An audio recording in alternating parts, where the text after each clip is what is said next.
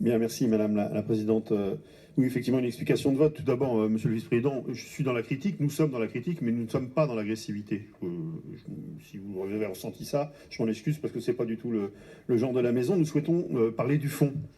Nous avions au départ accueilli plutôt favorablement votre proposition de budget participatif écologique, mais nous sommes bien obligés de déchanter aujourd'hui. Déjà, lors du jury de sélection des projets, le dispositif nous était apparu confus, avec l'impression d'une usine à gaz, non pas du fait du gros travail réalisé par les services, mais bien dans ses finalités et sa mise en place. Alors il est vrai que les conditions particulières de la crise sanitaire nous ont conduit à ce moment-là à faire preuve de compréhension, cet essuyage de plâtre, comme vous l'avez d'ailleurs appelé en commission environnement, et donc d'une certaine indulgence. Mais quand même, ce dispositif n'est vraiment pas à la hauteur des politiques publiques qu'une région comme la nôtre doit développer pour une réelle prise en compte des enjeux écologiques.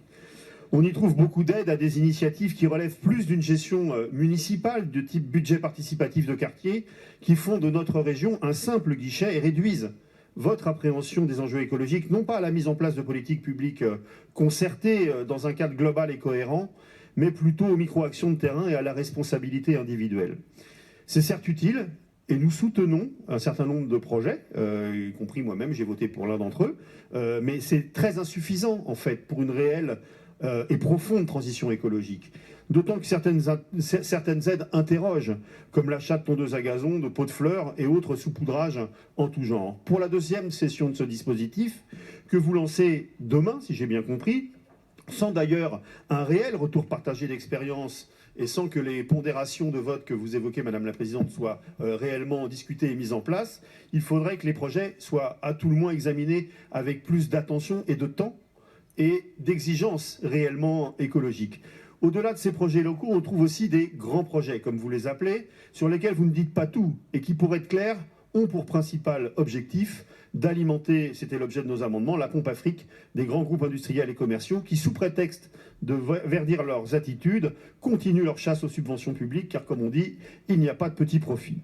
Sur la base des informations présentées sur votre site internet, le francilien qui s'est prononcé sur ces grands budgets ne pouvait pas savoir, lors de son vote par exemple, qu'il contribuait à financer l'achat de véhicules à Michelin ou Engie, ou encore qu'il contribuait à financer le traitement des déchets de Carrefour, Coca-Cola, Pepsi-Cola, Unilever, Danone et j'en passe, ou encore à financer des projets dont les principaux protagonistes comme Air Liquide et ou Toyota sont loin, on en conviendra, d'avoir besoin de l'argent public.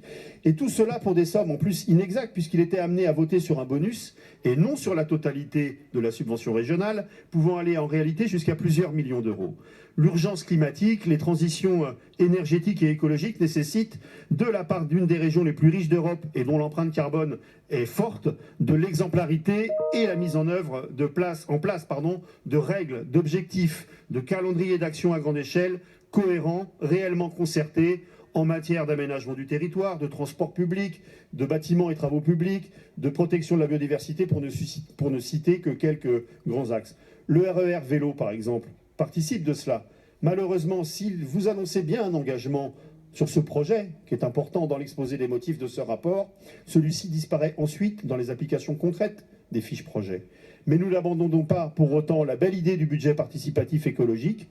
Nous sommes disponibles d'ailleurs pour y travailler, dès lors que le caractère participatif relève non pas seulement d'un vote d'approbation, mais d'une réelle concertation et d'un débat citoyen, et que la dimension écologique soit traitée à un niveau autre que celui que vous nous proposez aujourd'hui. C'est la raison pour laquelle, en l'état, nous ne participerons pas au vote aujourd'hui. Je vous remercie. Merci.